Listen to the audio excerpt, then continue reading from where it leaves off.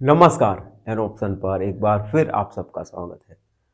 मित्रों, हम chapter number 9 menstruation solve कर रहे हैं और हम धीरे धीरे अपनी मंजिल तक पहुंच चुके हैं।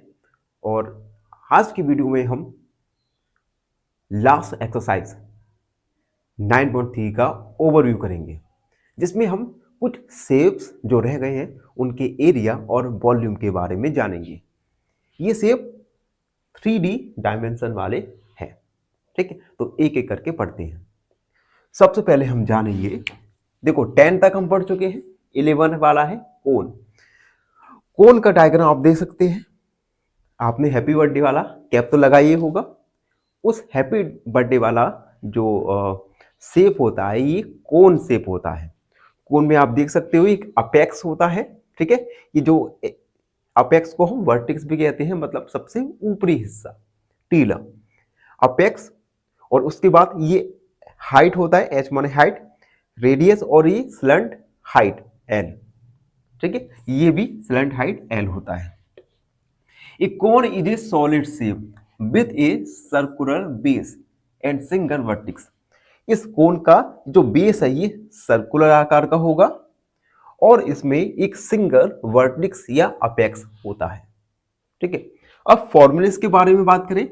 अगर हमें स्लंट हाइट एल निकालना हो तो होता है formula under root L square यानी रेडियस और एच स्क्वायर यानी हाइट। उसके बाद curve surface area pi r l, total surface area pi r plus l, volume 1/3 pi r square h. ठीक है, तो कोन एक बार क्विक रिवीजन करते हैं।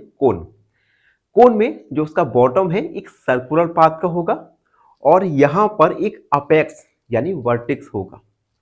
ठीक है, कोन में रेडियस, हाइट और स्लंट हाइट होता है। उसके बाद कुछ फॉर्मूलेज हमने जाने। उसके बाद आता है sphere. A sphere is a perfectly round 3D shape. Sphere perfectly round 3D shape होता है where every point on the surface is equal distance from the center। और इस स्पेयर में क्या होता है, सेंटर से जैसे यहां पे मैंने बना दिया स्पेयर, ये तो सेंटर है, यहां से चारों तरफ इक्वल लेंथ होती है, इक्वल डिस्टेंस होती है। ठीक है, कुछ फॉर्मूलेस हैं। Surface area pi 4 pi r square, volume 4/3 pi r cube. इस पर कुछ बताने लायक ज्यादा है नहीं है, आपको केवल फॉर्मूलेस याद करना है।